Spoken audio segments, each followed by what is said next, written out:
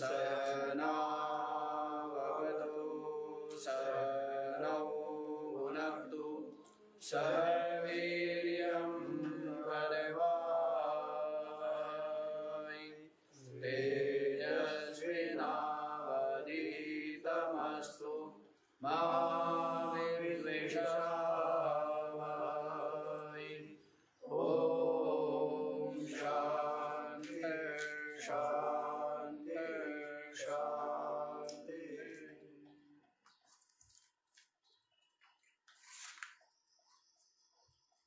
हाँ जी, तो क्या बतला दिया है कि ये जो विवेक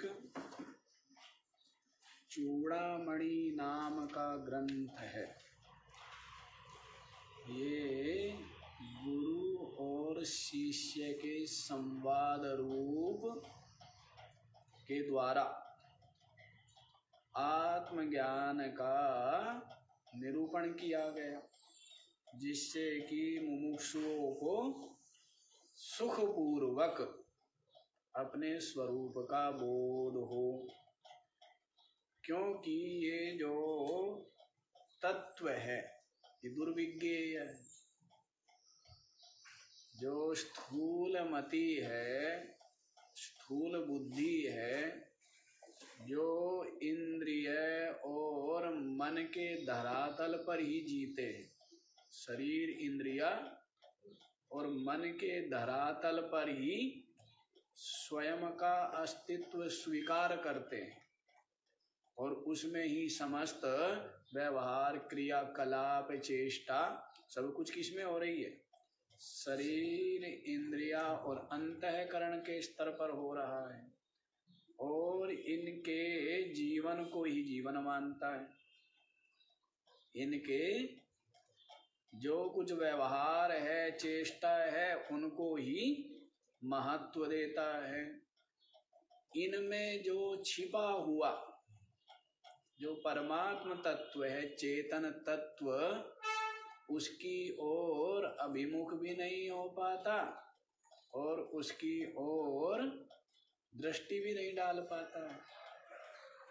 हाँ, लेकिन जिनकी सेवा शुश्रूषा और जप तप आदि के द्वारा जिनकी बुद्धि संस्कृत हो गई है, ऐसे निरंतर स्वाध्याय चिंतन परायण, निरंतर अविनाशी परमात्म तत्व को लक्ष्य बना करके खोजने वाले ऐसे जो विवेकी धीर है, वे इस आत्म तत्व का चिंतन श्रवण मनन निधिध्यासन करते हुए तब इस अतीन्द्रिय अवांग मनसो गोचरम जो सच्चिदानंद ब्रह्म तत्व है उसको जान पाते हैं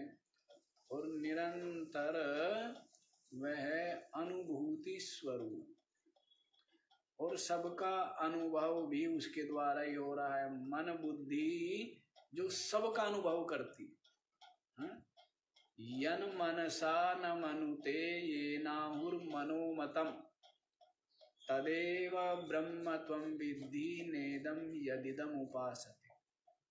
केरोपनिषद में आया है, यन मनसा न मनुते, मन जिसका मनन नहीं कर सकता, ये नाहुर मनोमतम, जिसके द्वारा ये जो मन है संपूर्ण द्वैत का क्या करता है, मनन करता है। जिसकी कृपा से, जिसकी सत्ता से, जिसके प्रकाश में ये मन क्या करता है, अभीष्ट विषय वस्तु का मनन करता है। तदेवा ब्रह्मा, वही क्या है, वही ब्रह्म है। नेदम यदिदम उपासते, इदम इदम रूप से जो उपासना की जाती है कि ये ब्रह्म है, ये परमात्मा है, ये हाथ पैर वाला परमात्मा है, इदम रूप से जो उपासना की जाती है वो ब्रह्म नहीं। जो इदम है वो सबका सब क्या है? वह मन बुद्धि इंद्रियों का विषय हो जाने से परिचिन्न नाशवान सीमित ही होगा, जड़ ही होगा, दृश्य ही होगा, है? लेकिन जब से आपकी आंख खुली, जब से आपने होश संभाला, तब से शरीर इंद्रिया और मन इनके धरातल पर ही जो जगत भासता है, जगत में जो व्यवहार होता है, उनको ही सत्य रूप से आप स्वीकार करते हैं। लेकिन इन सब का जो अधिष्ठान है, शरीर का भी, इंद्रियों का भी, अंतःकरण का भी और सारे जगत का भी जो अधिष्ठान है, जो साक्षी है, वो चेतन ब्रह्म तत्व वही वास्तविक है। और बाकी सब तो नाशवान है, दृश्य है, सीमित है, जड़ है। तो ये बड़े ही गुप्त बात है, रहस्य की बात है। और इस रहस्य को जान लेने पर बिना कहीं गए, बिना कहीं आए, बिना कुछ किए क्या हो जाता है? ये अपने आप में कृतकृत्यता का अनुभव कर, अपने आप में क्या हो जाता है? कृतकृत्यता का अनुभव। अभी हम विचार कर रहे थे, ये कहा जाता है कि एक के जान लेने पर सब कुछ जान लिया जाता है। तो कैसे जान लिया जाता है? एक तो ये जान लिया जाता है, इस एक से भिन्न जो कुछ है वो सबका सब नाशवान है, दृश्य है, जड़ है। पहले तो ये जान लिया जाता है, और फिर ये जान लिया जाता है कि ये तो सबका सब प्रतीति मात्र ही है, मिथ्या ही है, ये जान लिया जाता है। दूसरा, अपनी आत्मा की परिपूर्णता, अद्वितीयता, केवलता, ब्रह्म रूपता जान लेने पर द्वैत है नहीं। तो इसलिए भी अन्य को जानने की जैसे अज्ञान काल में जिज्ञासा, उत्कंठा, व्याकुलता होती है, उस प्रकार की जिज्ञासा नहीं होती है। जान लिया, पा लिया तो भी क्या है? यदि आज गुलाब जामुन मिलेंगे, हैं? क्या मिलेंगे? गुलाब जामुन। अब जो संसारी होगा, बालक होगा, वो रीझेगा, और जो विवेकी है वो जानता है इतने बार खाए। क्या जानता है? विवेकी जो है वो क्या कहेगा? इतने बार खाए, कौन सी नई बात है? हैं? ये जो रसना है इसका तो कोई पेट भरता नहीं है, कोई विशिष्ट बात उसमें नहीं है। जो विवेकी है तो उसका जो है विवेक बना रहेगा। स्वाभाविक रूप से प्राप्त होगे तो वाह वाह, और न प्राप्त होगे तो भी वाह वाह, तो भी वाह वाह है। लेकिन कामना उसके चित्त में घर नहीं करती है। कामना जैसे ऐसे होती है जैसे रेगिस्तान में जल दिखता है, होता नहीं। ऐसे ही ज्ञानी के चित्त में क्या कामना कहो, शरीर में चेष्टा कहो, हैं? अंतःकरण में संकल्प विकल्प कहो, ऐसे ही है। दिख रहे वास्तव में है नहीं। क्यों? क्योंकि वो तो अथाह गंभीर है ना, गहरा है। जैसे लहरें है, कहाँ दिखती है? ऊपर ऊपर। समुद्र में लहरें कहाँ दिख रही है? और अंदर क्या है? अंदर तो अथाह असीमित गंभीर परम शांत है ना समुद्र। लहर कहाँ है? ये सब लहरें शरीर में हैं, इंद्रिया और अंतःकरण में है। जिसको ये बोध है कि मैं चेतन हूँ, वो जानता है कि ये सब लहर मुझ में नहीं है। तो इसलिए अज्ञानी के चित्त में ये कुछ जानने की, पाने की है, और इनसे हर्षित और दुखी होने की, ये किसके चित्त में रहती है? अज्ञानी के चित्त में रहती है। ज्ञानी तो जानता है जो पाना था पा लिया है। सम्राट की पदवी वो क्या है? वो भी सीमित है और बड़ी ही कंटकपूर्ण है। क्यों जी? सम्राट का पद मिल गया, ग्राहक कितने उसके हैं? खुद के बेटे ही हैं? मुगलों का कहानियां आप लोग जानते ही हो हैं? क्या करते बेटों? नहीं, ये बहुत दिन हो गए कबूतरे का हैं? हमें भी तो कहना इसका राजगद्दी का स्वाद लेने दे हैं? कंस ने भी किया ना, अपने पिता को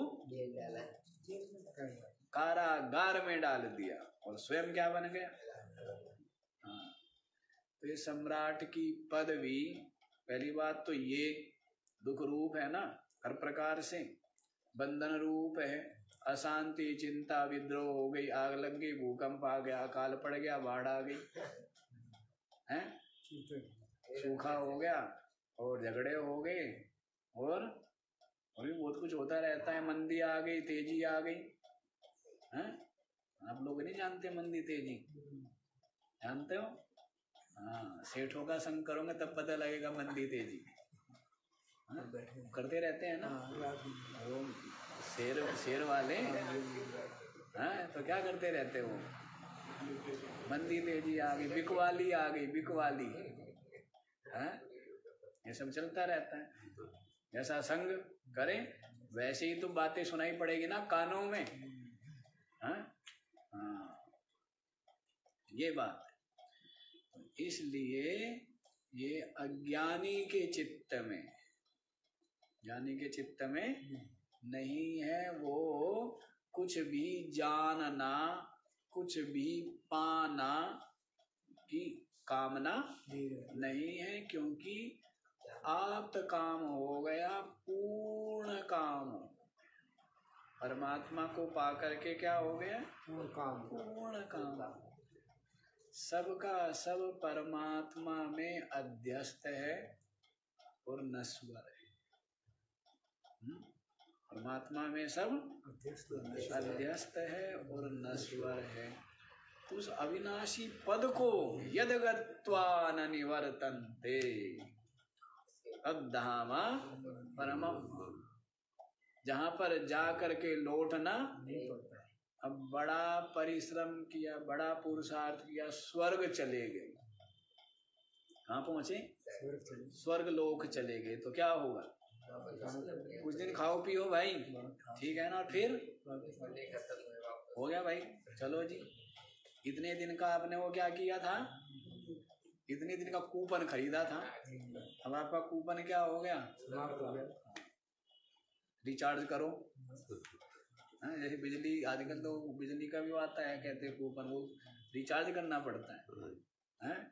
नहीं तो बिजली नहीं, फिर कहते बस महाराज जी अभी कर देते हैं, और रिचार्ज हो जाता है, मोबाइल से हो जाते हैं ना रिचार्ज भी आजकल, ऐसा कुछ सिस्टम। तो वैसे ही स्वर्ग में गए तो वहां पर भी जो भी पुण्य फल है उसका भोग करके कहीं नरक में चले गए तो वहां पर भी यही, नरक में कोई जाना भी नहीं चाहता। नरक में जाना चाहता है क्या? गरुड़ पुराण सुन लेना। ऐसे कैसे नरक है, रोरव नरक है, सूची मुख, दो पिंड, कढ़ा और कढ़ा, तेल के कढ़ा, और क्या क्या होते हैं? अच्छा, हाँ, तो विविध विविध प्रकार के जो नरक, डरे जिससे कि पाप से बचे, पाप आचरण का परित्याग करें, है ना। लेकिन व्यक्ति ने डरना तो डरते ही नहीं, रिश्वत लेते हुए, झूठ बोलते हुए, चोरी करते हुए, धोखा देते हुए, हाँ, डर लगता है? कोई डर नहीं लगता है। इतने बुद्धिमान हो गए। तो ऐसे जो लोग हैं ना, घोर नरक में ही है, और इससे भी और घोर नरक में ही प्रवेश करते हैं। क्या करते हैं? घोर नरक में प्रवेश करते हैं। जब आपका जन्म हुआ ना, जब आप पहले माता के गर्भ में थे ना, तब क्या स्थिति इस जीव की, और जन्म होने के पश्चात भी कोई होश है? कोई होश है क्या? पीड़ा, कितना कितना कष्ट, भूखा प्यासा, रोग आदि कुछ कह सकता है? वो सब पराधीनता, असमर्थता आप लोग भोगे हैं ना। लेकिन सब कुछ भूल जाता है, सब कुछ भूल जाता है ना। सुग्रीव ने कितना कष्ट पाया, बलि से निरंतर भयभीत रहा, छिप करके रहना पड़ता था। एक जगह बेचारा कहीं दिल्ली से बाहर पैर भी नहीं रख सकता था, दिल्ली से पैर बाहर, वो तो बाली वहां जा नहीं सकता था ना उस पर्वत पर। कौन सा पर्वत था?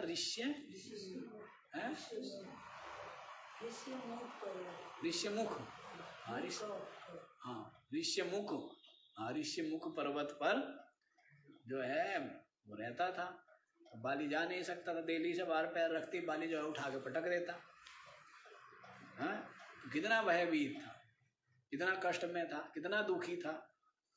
और राम जी ने उसकी सहायता की, बाली को मार दिया।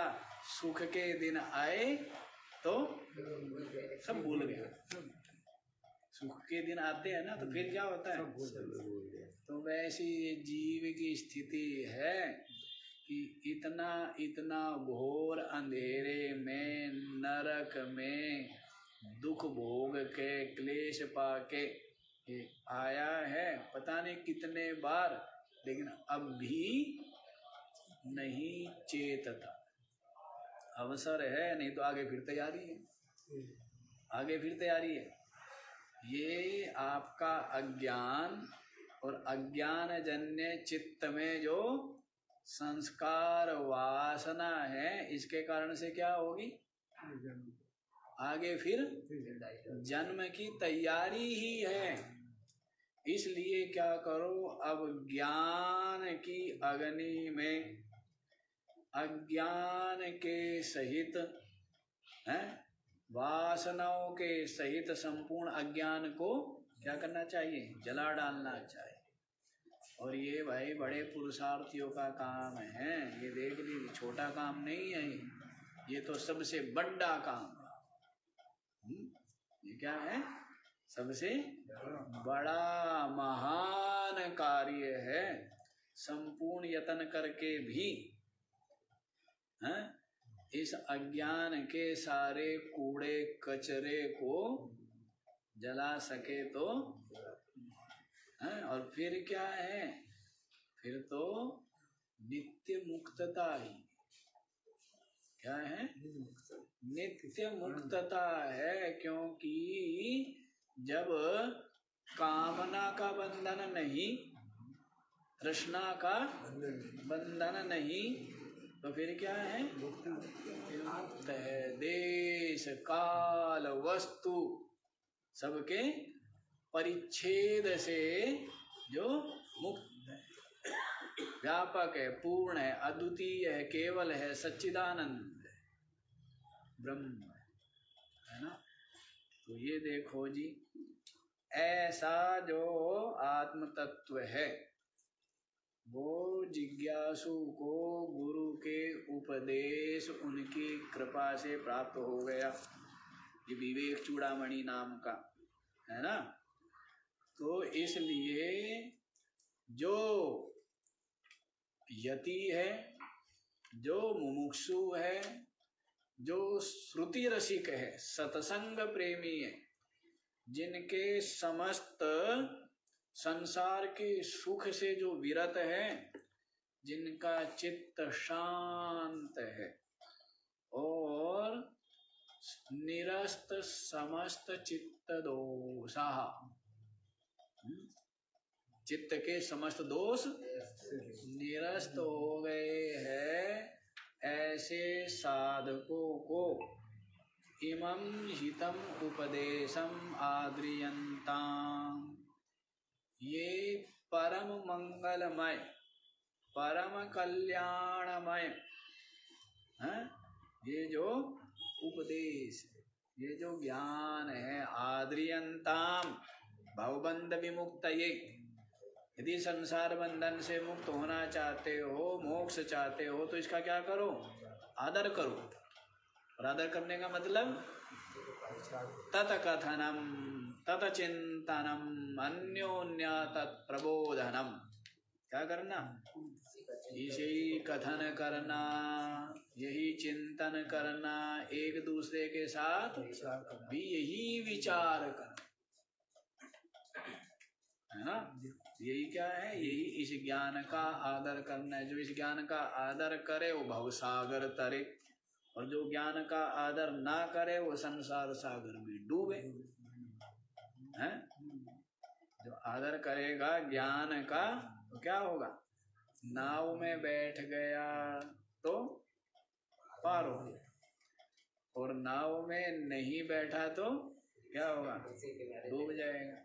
तो इस सत्संग की नौका, ज्ञान की नौका, इसमें जो बैठ गया है, और ज्ञान क्या बताया है? ज्ञान तो बता दिया है, ब्रह्म सत्यम जगन मिथ्या जीवो ब्रह्मैव नापरः। यही ज्ञान है। इस ज्ञान की नौका में जो बैठ गए वो तर गए, और जो शरीर संसार की नौका में बैठे हुए हैं वे सब के सब डूबते रहते हैं। पता नहीं कितने बार डूबे, कितने बार प्राण गंवाए, कितने बार तड़पते तड़पते ही रहते हैं। और क्या है? तड़प के अलावा क्या है? इस परिवर्तनशील नष्ट विनाश धर्म, इस संसार में क्या है? तड़प ही तड़प है ना। और है क्या है? क्योंकि जो अनुकूलता है वो रहने वाली नहीं है, तड़प ही तड़प है। इसलिए आदर करो इस विवेक चूड़ामणि नाम के ग्रंथ का। और अब आप लोग अंतिम श्लोक देख लीजिए, 581वां, और आपका ये जो ग्रंथ है ना ये पूरा हो जाए। तो देखो, संसाराध्वनि ताप भानु किरण प्रभो प्रोद्भूत दाह व्यथा खिन्नानां जलकांक्षया मरुभुवि श्रान्त्या परिभ्राम्यताम् अत्यासन्न सुधाम्बुधिं सुखकरं ब्रह्मद्वयं दर्शयन् तेषा शंकर भारती विजयते निर्वाण संदायिनी। संसाराध्वनि ताप भानु किरण प्रोद्भूत दाह व्यथा खिन्नानां जलकांक्षया मरुभुवि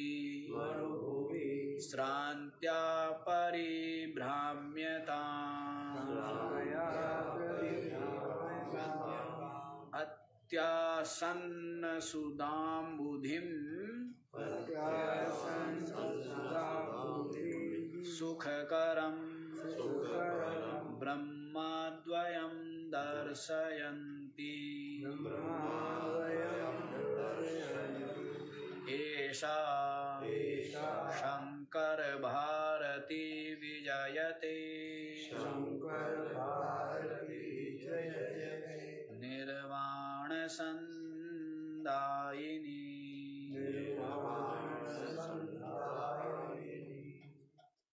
हाँ जी, संसाराध्वनि परिभ्राम्यता, संसार रूपी ये जो मार्ग है, इस मार्ग में भटकता हो, संसार मार्ग में भटक रहा है नहीं? अध्वनि, अध्वनि माने मार्ग, अध्वनि, संसार अध्वनि। परिभ्राम्यताम का अर्थ है, परिभ्राम्यताम मतलब यहाँ पर भटकते हो। कैसा है ये संसार? संसार मार्ग कैसा है? अलग अलग मार्ग होते हैं ना, जैसे ठंडी सड़क। ठंडी सड़क का मतलब क्या है? ठंडी सड़क का मतलब होना चाहिए जिस पर दोनों तरफ वृक्षों की छाया हो, घनी। जब ऋषिकेश से हरिद्वार जाते थे ना, हम तो नहीं खेमे हो गए, है ना। ये जो अभी की बात है, ये जो मार्ग था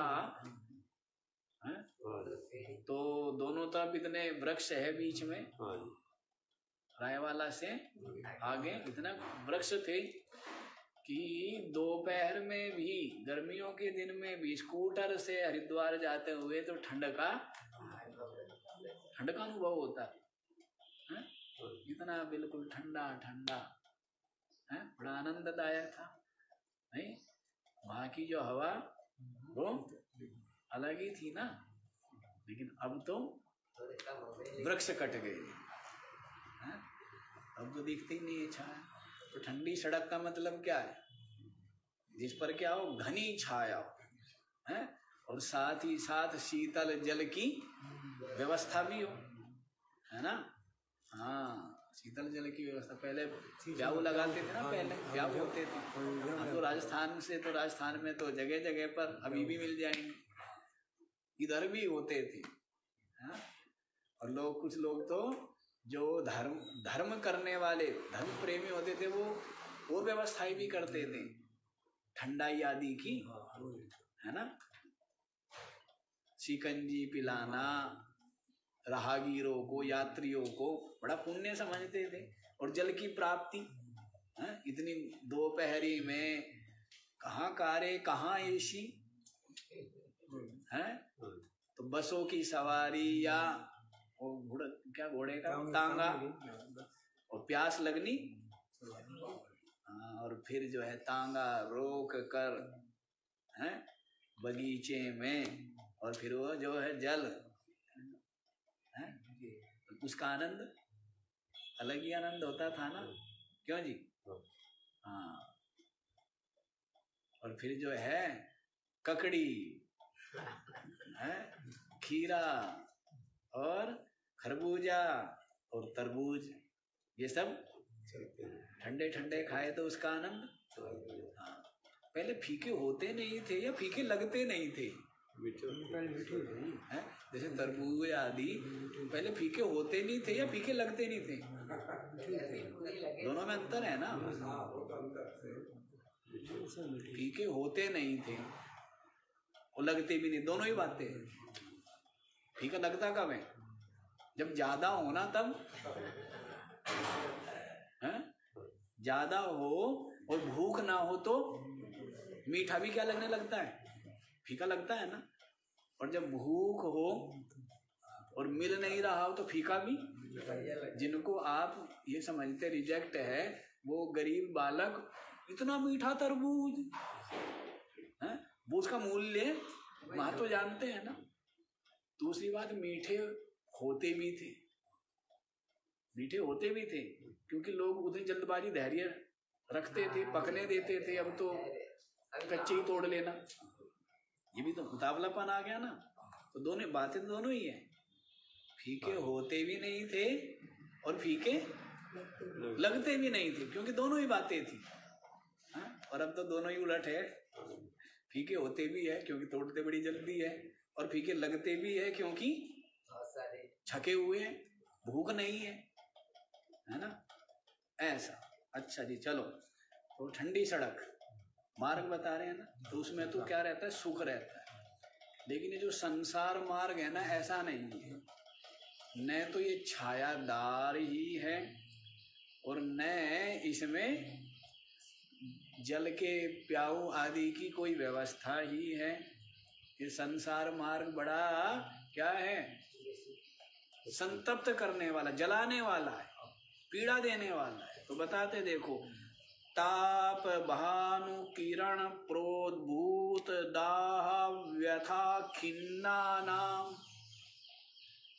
क्या बताया, भानु किरण ताप प्रोद्भूत दाह व्यथा खिन्ना, सूर्य की किरणों के ताप से उत्पन्न जो दाह, उस दाह की जो व्यथा, उस व्यथा से जो खिन्न हो रहे, झुलस रहे, क्या हो रहे, ज्येष्ठ मास में मरु राजस्थान में मरुभूमि में चारों ओर रेत का टिब्बे ही टिब्बे, रेत ही रेत है ना, और वहां से हो करके अब जा रहे हो, पैदल जा रहा है कोई है ना, तो क्या होगा, भरी दोपहरी, सूर्य बिल्कुल सर के ऊपर, रेत क्या है, कितना गरम, और ऊपर से सूर्य की तपा रही, तो क्या होता है, झुलसता है ना। और प्यास भी लगी हो और भूखा भी हो, छाया भी कहीं नहीं दिख रही है, पैरों में जूते भी नहीं है, सर पर पगड़ी भी नहीं है। राजस्थानी सब पगड़ी पहनते थे एक तरफ से, है ना, गर्म प्रदेश है ना, भारत में सर ढकना जरूरी है, विदेशी नहीं ढकते तो अलग चीज है, हाँ, लेकिन भारत में तो सर, इसलिए सब जगह पगड़ी है। हरियाणा की पगड़ी अलग, पंजाबियों की अलग है, और जी राजस्थानियों की अलग, और महाराष्ट्रियों की अलग, लेकिन पगड़ी सब जगह है। ऐसा है कहाँ जहाँ पगड़ी नहीं है, सब जगह की अलग अलग पगड़ी है, लेकिन पगड़ी है, क्योंकि पगड़ी से क्या रहता है, खोपड़ी ठंडा रहता है, ठीक है ना, पेट गरम नहीं, पैर गरम, पेट नरम और सर ठंडा। तो ठंडा सीधी धूप पड़ेगी तो क्या गर्मी चढ़ गई दिमाग में, सर पर सीधी धूप पड़ेगी तो गर्मी चढ़ जाएगी ना, इसलिए पगड़ी रखते। हाँ, ये भी है, वो तो बहुत कारण है। पगड़ी की महिमा थोड़ा बतानी है मेरे को, नहीं मैं तो पगड़ी की महिमा बता दूंगा, पगड़ी रखने के क्या क्या लाभ होते थे, क्या क्या उसका उद्देश्य है, और पगड़ी पे प्रवचन करना है क्या तो एक बात बताइए ऐसी, तो वैसे ही पैरों में जूते नहीं, सर पर पगड़ी नहीं, भूखा प्यासा है, बड़ी तीव्र प्यास लगी है, और रेगिस्तान के रेत में भटक रहा है, ऊपर ज्येष्ठ मास का सूरज भरी दोपहरी में तप रहा है, तो कितना क्लेश है, उस कितना कष्ट है। तो ऐसा ये संसार मार्ग है, संसार मार्ग कैसा है, ऐसा है। खिन्ना नाम, जो उसके द्वारा अत्यंत खिन्न हो रहे, खेद पा रहे, दुख पा रहे हैं, ऐसे जलकांक्षया मरुभुवि श्रांत्या परिभ्राम्यताम्, जलकांक्षया, क्या चाहिए? गला सूखा जा रहा है, प्राण बिल्कुल कंठगत है, जल चाहिए। जल कांक्षया मरुभूमि श्रांत्या। और क्या होता है? जितना खोजता है उतना थकता है। वहां मिलेगा जी, अरे चला तो जा नहीं रहा है यहाँ भी है? जब शरीर थका हो, प्यास लगी हो, तो थोड़ा सा भी है ना, और पता लगे कि वहां नहीं है, वहां है। व्यक्ति के ऊपर क्या है, ऐसे होता है कि जैसे पहाड़ टूट गया, नहीं होता है कि वापस जाना पड़ेगा। नहीं, अब तो कितना सुविधा युक्त जीवन हो गया ना। और नहीं तो पानी वानी ढोने, भार ढोने, ये सब करने पड़ते। पानी लाओ। अभी भी कोई बता रहा था, हिमाचल प्रदेश में बच्चे विद्यार्थी पढ़ते थे, तो बताते थे कि जी हमारे यहाँ सबसे कठिन काम क्या है, के पास में वो नदी बहती है, पहाड़ पे पानी तो है नहीं बिल्कुल भी, नदी बहती है 2-3 किलोमीटर से 4-5 किलोमीटर, बता रहा, सही ध्यान नहीं है। बच्चे ने बताया कि पानी भर के लाना सुबह उठते ही, ये सबसे बड़ा सबसे भारी काम माना जाता है पहाड़ों पे।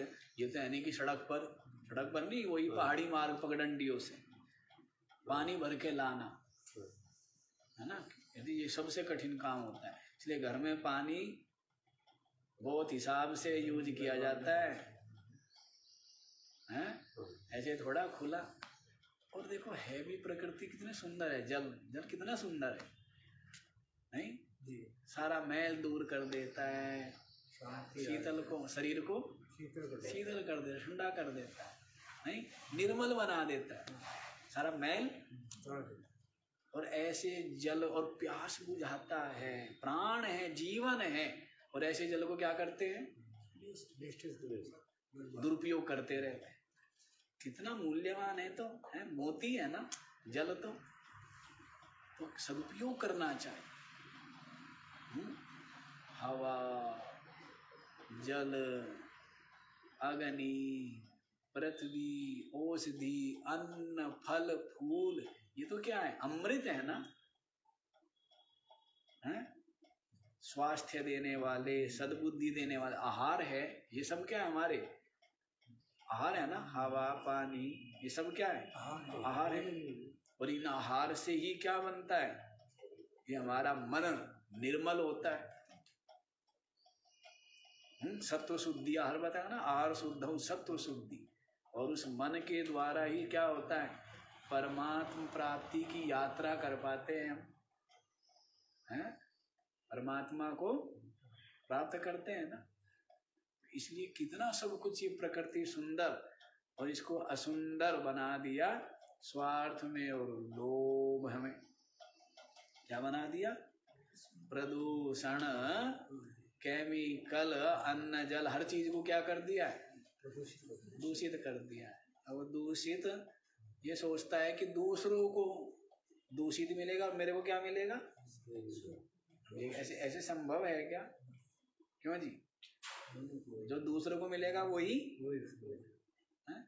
कोई किसी को सब्जी खिला रहा है केमिकल की, तो वही दूसरों का केमिकल का दूध पी रहा है। क्यों जी? अब कोई सोचता है कि मैंने तो दूध जो है बाजार में बेच दिया है, तो मेरे को तो केमिकल का मिलेगा नहीं, मैंने तो शुद्ध रख लिया। लेकिन वहां जो बाजार में जो मिठाई बनेगी, वो मिठाई कहाँ आएगी? तेरे पास ही आएगी ना। तो सब खाना पड़ता है। पाप अलग, कष्ट अलग, नरक में वास अलग, दुख भोग रोग वो अलग, पर फिर भी अकल नहीं आती, स्वार्थ में और लोभ में अंधे हुए।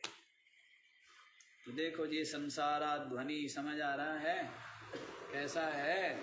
जैसे मरुभूमि में दृष्टांत दिया है, कोई व्यक्ति भटक गया मार्ग और सूर्य की किरणों के द्वारा अत्यंत शरीर जल रहा है, अत्यंत खेद पा रहा है, और वो जल की आकांक्षा लेकर के घूम रहा है। उससे क्या होता है? श्रांत्या और थका हुआ है, ऐसे व्यक्ति को संसार मार्ग में, कि संसार मार्ग में भटकना ऐसा है कि दुख ही दुख, खेद ही खेद। इसलिए हम सोचते हैं कि संसारियों के जीवन में समस्याओं की कमी नहीं है क्या? इसलिए हम सदा सबको कहते रहते हैं कि लोगों के जीवन में समस्याएं कम नहीं है। प्रयास करो कि हमारे कारण से किसी के जीवन में कोई समस्या ना बढ़े। कुछ नहीं, क्या समस्या है? सबके जीवन में क्या जटिलताएं कम है क्या? शरीर से परेशान, अपने मन इंद्रियों से परेशान, और अपने आदत स्वभाव इनसे परेशान, और बात दूसरा अपने कर्म भोग से बनी हुई जो परिस्थिति है, बेटा कहना नहीं मानता, वो कहना नहीं मानता, वो ऐसा है, वो वैसा है, शरीर आदि में रोग आदि वो अलग है। क्या किसी से द्वेष करना, क्या कि सब दया के पात्र, सब गरीब है ना, सब दया के पात्र है, सब बेचारे ही। क्या किसी के जीवन में क्या समस्याएं बढ़ाना, समस्याएं कम करो। क्या करो? अपने से बने तो जो भी जीव जंतु है, मनुष्य भी तो जीव जंतु ही है, अपने को अलग मत मानना। तो जितने भी प्राणी है, जीव समुदाय है, किसी के जीवन में कुछ आप समस्या कम कर सकते हो तो अच्छी बात। इतना प्रयास जरूर करो कि हमारे कारण से किसी के जीवन में समस्या कम है क्या? हम जी सड़क पर बेचारे जीव है, इनके जीवन में समस्या कम है क्या?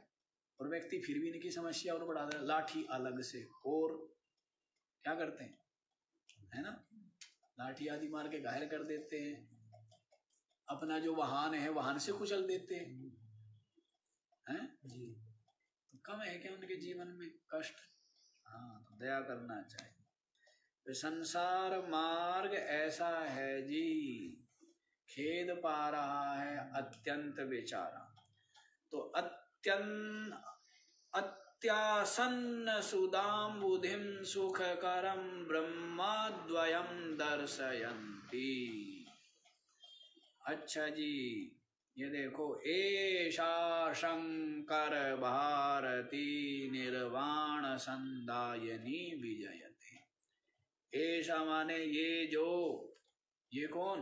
विवेक चूड़ामणि, ये जो विवेक चूड़ामणि शंकर भारती, भगवान शंकराचार्य जी महाराज की जो भारती माने वाणी, भा माने प्रकाश, भा माने ज्ञान है, और ज्ञान में जो रत है उसको क्या कहते हैं? भारत। ज्ञान प्राप्ति में निरंतर जो लगे हुए हैं, जिज्ञासु है, वो क्या है? भारत। और उस ज्ञान को जो प्रकाशित करती है वो वाणी क्या होगी? भारती। वो वाणी क्या हुई? भारती। तो भारती का मतलब यहाँ पर वाणी है। भारती क्या है? वाणी। तो शंकर भारती, भगवान शंकराचार्य जी महाराज की जो वाणी, कौन वाणी? ये विवेक चूड़ामणि, विवेक चूड़ामणि रूपी जो ये वाणी है, निर्वाण संदायनी। क्या है? निर्वाण पद को देने वाली, मोक्ष। क्या करनी? मोक्ष पद को देने वाली है। सदा विजयते, सदा ही क्या हो? उसकी जय। सदा ही क्या हो? सदा ही जयकार, जय हो। अच्छा जी, तो इस वाणी के द्वारा कैसे निर्वाण पद को देती है? तो देखो, अत्यासन्न सुदाम बुधिम सुखकरम ब्रह्माद्वयम दर्शयन्ति। अत्यासन्न, अत्यंत समीप। जैसे कोई व्यक्ति भटक रहा था है, और बड़ा बेचारा थका था, कष्ट पा रहा था, मरुभूमि में भूखा प्यासा था, है? ताप से शरीर जल रहा था, क्लेश पा रहा था, झुलस रहा था। जल जल जल, अरे ये रहा जल का सरोवर। गया किसी, देखा किसी कुटिया है कोई, है? कोई संत छायादार वृक्ष है, बगीची, वहां बगीची बोलते हैं राजस्थान में, है ना। बगीची का मतलब हम तो समझते हैं बहुत बड़ा बगीचा होता है, क्योंकि हम तो इधर जन्म हुआ, तो हम लोग तो बगीची का मतलब क्या समझते हैं? क्यों जी बाला भाई, क्या समझेगा बगीची का मतलब? हाँ तो बगीचा ही मानेंगे ना, लेकिन ये मत सोचे ना हमारे राजस्थान में बगीची का मतलब ये आपको हो सकता है एक पेड़ ना मिले जिसको बगीची बोलते हैं वहां पर, जरूरी नहीं कि पेड़ भी मिले, मतलब वहां वो एक ऐसा भवन बना देते हैं कि जो कोई अभ्यागत है, अतिथि है, संत है, वो आए और वहां पर छोटा मंदिर भी होता है, वहां पर उनके सेवक भी रहते हैं। तो जो भी कोई वहां संत आएगा तो उनको भोजन पानी सब सुविधाएं, सब सेवा करते हैं। ऐसा एक वो बना लेते हैं, कुछ सामूहिक होते हैं, कुछ पारिवारिक होते हैं, ऐसे स्थान बनाने। बगीची का मतलब ये मत समझना कि बगीचा है, हम तो समझते थे बगीचा जिसमें धूप का तो किरण भी नहीं आएगी, इतना बिल्कुल छाया और ठंडा ठंडा, और है ना। तो वैसे ही वो पहुंचा, बेचारा तड़प रहा था, झुलस रहा था, कष्ट पा रहा था, कि देखा संत का झोपड़ा है, कुछ पेड़ पौधे है, छाया है, तो कहने लगा महाराज जल जल जल, है?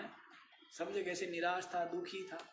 संत ने कहा जल, ये ऐसा शीतल जल का सरोवर भरा। बस ऐसा सुनते ही क्या हो जाता है, जैसे कि घी पी लिया, है ना। क्या हुआ, सुन करके पिया नहीं पानी, अभी सुन करके ही क्या होती है, आधे से ज्यादा थकावट दूर हो जाती है, शरीर में ताकत आ जाती है, नहीं मन में उत्साह आ जाता है, नहीं आ जाता है। तो वैसे ही संसार मार्ग में संसारी जीव तड़प रहे हैं, कष्ट पा रहे हैं, दुख भोग रहे हैं, और अत्यासन्न सुदाम बुधिम सुख करम, अत्यासन्न धर्म ही रखा ना ये ज्ञान। और भारत में तो क्या है, गली गली में इस ज्ञान की क्या वर्षा हो रही, नहीं हो रही है।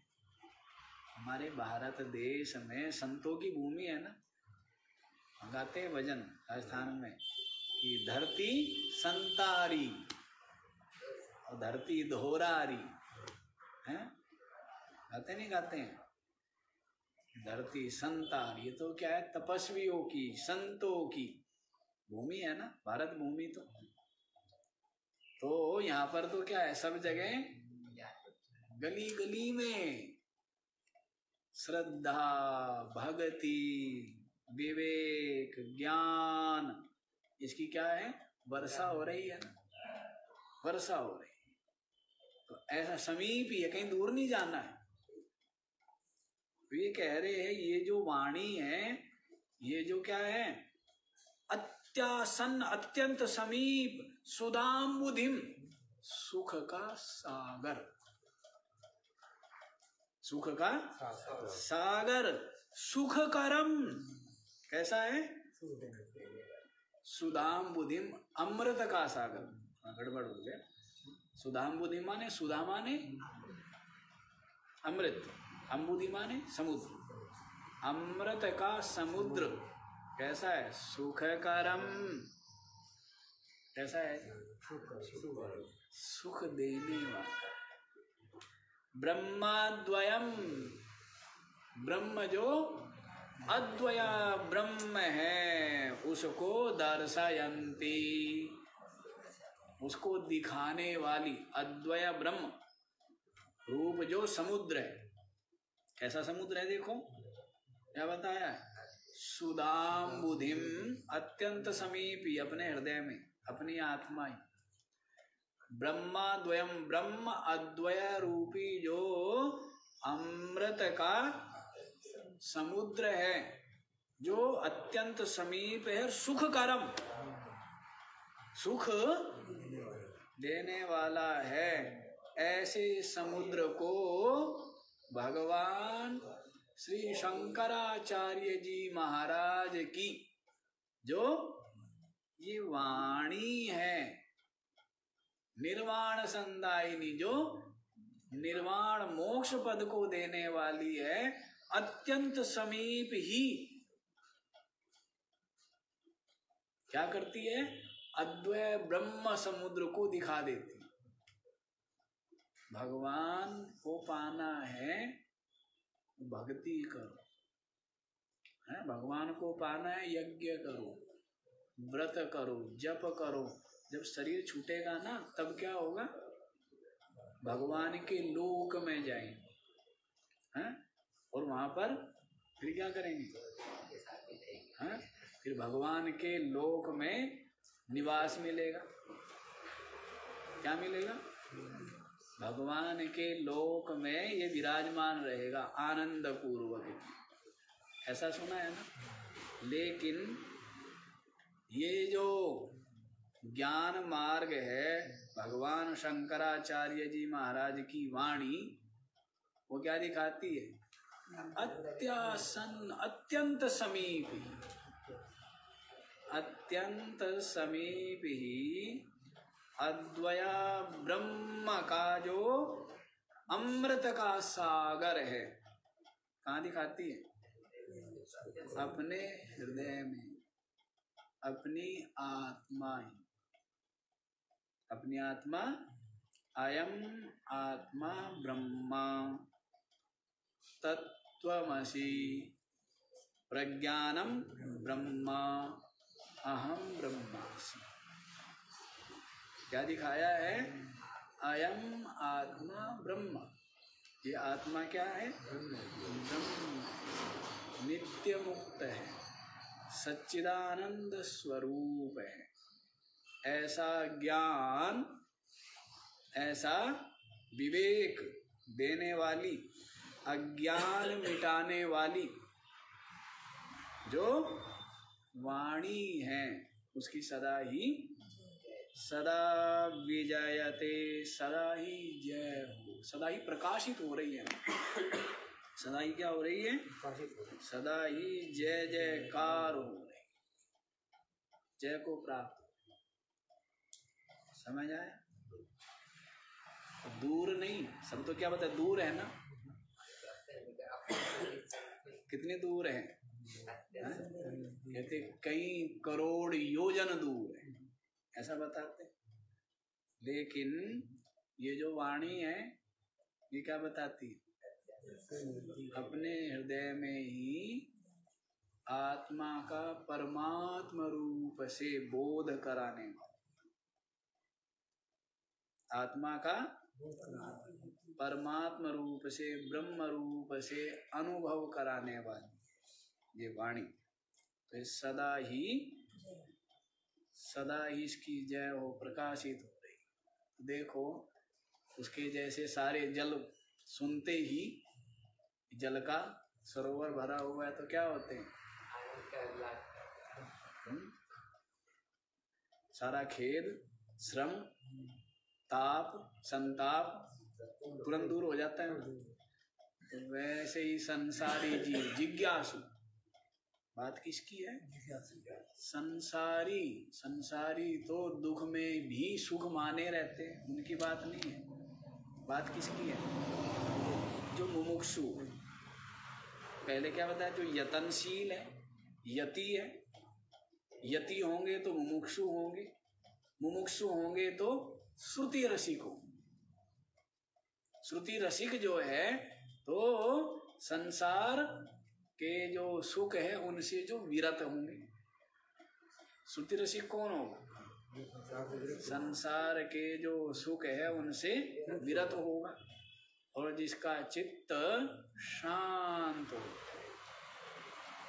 क्योंकि जो संसार के सुख है वो तो सबके सब क्या है, दुख मिश्रित है, और नष्ट होने वाले अब संयोग है तो उनका अगली क्षण अगली पल वियोग है।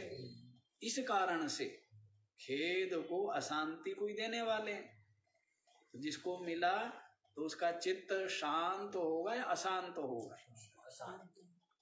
प्राप्ति दुख रूप है, प्राप्त हो गया, अब उसकी रक्षा वो भी दुख रूप, उसके लिए भी श्रम करना पड़ेगा, और रक्षा करते करते भी निकल करके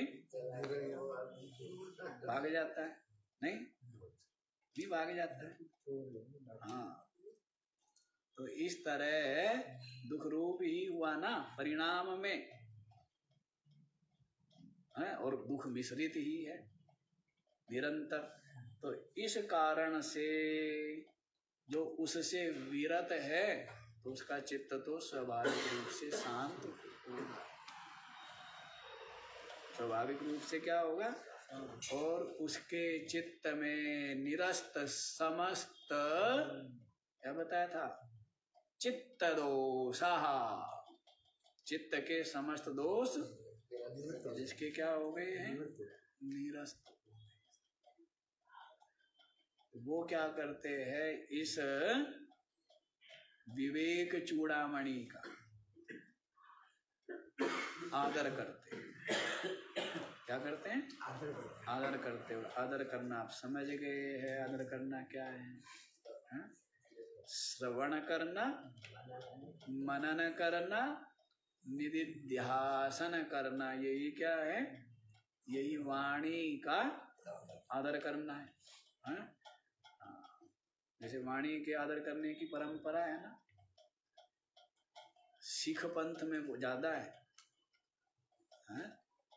सिख संप्रदाय है ना, सिखों में गुरु ग्रंथ जी मानियो प्रगट गुरादि देह, ऐसे करके बोलते हैं ना। आगे भी एक पंक्ति है, क्या बोलते हैं ऐसे, वे जो उनका ग्रंथ साहिब है ना, उसी को क्या मानते हैं, उसी को गुरु मानते हैं। 10वें गुरु तक माना बस, गुरु गोविंद सिंह 10वें थे ना। इनको अरोड़ा जी को कुछ पता ही नहीं है, 10वें गुरु 10वें पातशाह ऐसे करके बोलते हैं। 10वें पातशाह श्री गुरु गोविंद सिंह जी हुए है ना। तो वहीं तक फिर कहते हैं उन्होंने आगे परंपरा, गुरु परंपरा जो बंद कर, तो उन्होंने कहा गुरु, उनका ही तो आदेश है ना, सब शिष्यन को हुक्म है गुरु मानियो ग्रंथ, गुरु ग्रंथ जी मानियो प्रगट गुरादि देह। ऐसे भाई ये जो ग्रंथ साहिब है यही तुम्हारा गुरु है। गुरु मानते इसीलिए क्या करते हैं, हाँ नहीं पढ़ते तो है, समझने वो तो प्रयास नहीं करते, माथा जरूर टेकते हैं, इतना काम करते हैं, उसको बहुत संभाल के रखते हैं, है ना। और कैसे सोने का वो क्या होती है, वो पालकी या क्या है, उसमें रखते हैं, चवर डुलाते रहते हैं, 2-4 रुमाल भी रहते हैं, यूं है, एक पृष्ठ पलटा जाता है और बहुत अच्छे से जो भी आता है तो उसका आदर करते हैं। आदर करना अच्छी बात है, लेकिन संपूर्ण आदर या पूजा तब है जब उसको पढ़े, समझने का प्रयास करे, जीवन में धारण करने का, वैसा आचरण करने का प्रयास करे। पर वहीं तक सीमित है कि गुरु ग्रंथ साहिब माथा टेकना, माथा टेकना तो पंजाबियों का वो है, तकिया कलाम है, माथा टेक आए नहीं, करोड़ा जी को पता ही नहीं है, फिर ये कच्चे पंजाबी है। तो ऐसा तो वाणी का आदर करना वो नहीं है, केवल उसका आत्मसात करना चाहिए, समझने का प्रयास करे, आचरण करने का प्रयास, वो उसका आदर करना है। केवल माथा देखना नहीं। और कुछ चीजें तो अच्छी बैठी हुई है, शिक्षा, सेवा, सेवा का ऐसे संस्कार, ऐसी शिक्षा दी हुई है, और सेवा है भी सबसे श्रेष्ठ और सबसे प्रथम। क्योंकि गृहस्थ से साधना भजन ये तो कहने की बात है, उतनी हो ही नहीं पाता है। गृहस्थ से साधना उतना हो ही नहीं पाता है। सेवा बहुत श्रेष्ठ, बहुत उत्तम चीज है सेवा। और सेवा मिल जाए सौभाग्य। वो सेवा का अपने घर से शुरू करें, अपने बड़ों की तो करें पहले। हाँ, तो संस्कार ही पता नहीं, दूसरी संस्कृति आ रही। कौन सी संस्कृति? आधुनिक नहीं, आधुनिक सभ्य। हाँ, बड़ों की, पहले तो बड़ों की सेवा ही है। जीव जंतु पशु पक्षी है, जो भी कष्ट में है, ये अपने से जो सेवा बने, कोई रोगी है, कोई दुखी है, कोई अशिक्षित है, जो भी जितना अपने से सहयोग जहां बन पाए, भूखा है, कोई प्यासा है, जो भी बन सकता है सेवा का। जैसे उनके यहाँ ये होता है कि रोज गुरुद्वारे में जाकर के घंटा 2 घंटा सेवा देनी है। माताएं जाकर के क्या बनवाएंगी? कोई रोटी बना रही है, कोई बर्तन मांज रहे हैं, कोई सफाई कर रहे, पोछा कर रहे, कोई भोजन परोस रहा है, सब कहीं बड़े बड़े अधिकारी है, बड़े बड़े अफसर भी है, लेकिन उनका नियम है कि पति पत्नी जाएंगे, घंटा 2 घंटा तो नियम से सेवा देना ही देना है। कितनी अच्छी बात, कितनी अच्छी बात। ये तो सीख, सेवा का भाव बहुत श्रेष्ठ। ये भी आ जाए तो बड़ी बात है ना। सेवा का भाव आए तो बुराई से बचे, उतने से भी गृहस्थ का तो कल्याण हो। झूठ कपट चोरी धोखाधड़ी है, भ्रष्टाचार, इन चीजों से बच जाए और अपने से जो बने सेवा कर पाए तो गृहस्थ का तो इतने में भी कल्याण। लेकिन अब तो विचित्र ही है बातें, सब ये बातें कहने जी पुस्तकों में रहेगी और मंच पर रहेगी, हैं? आचरण में आत्मसात करने का प्रयास लोग नहीं कर पा रहे। कारण यही लगता है कि शायद जो आचरण कर रहे हैं स्वार्थ का, लोभ का, उसी को श्रेष्ठ मान रहे। इसीलिए ना, स्वार्थ लोभ का जो आचरण है उसी को श्रेष्ठ मान रहे हैं। सबके सब धनी हैं, प्रसिद्ध, सबके सब हो जाना चाहते। रोग लग गए ना, पहले क्या होता था? प्रसिद्धि, साधु के लिए कहते थे प्रसिद्धा, प्रतिष्ठा, सुकरी विष्ठा। साधु का प्रसिद्ध होना क्या है? सुअर की विष्ठा के समान साधु समझ। अब अलग चीज हो गई, अब तो सबके सब क्या चाहते हैं? प्रतिष्ठित हैं, प्रसिद्ध, सब होना चाहते हैं। जबकि महात्मा का और प्रसिद्धि का, दोनों का क्या है? बिल्कुल विरोध। लेकिन अब तो अलग चीज है, जो प्रसिद्ध नहीं वो महात्मा नहीं, सीधी सी बात। क्यों जी? अब तो ऐसा ना, जो प्रसिद्ध है वो क्या है? वो महात्मा है, वो सब कुछ है। और जो प्रसिद्ध नहीं तो वो कुछ नहीं है।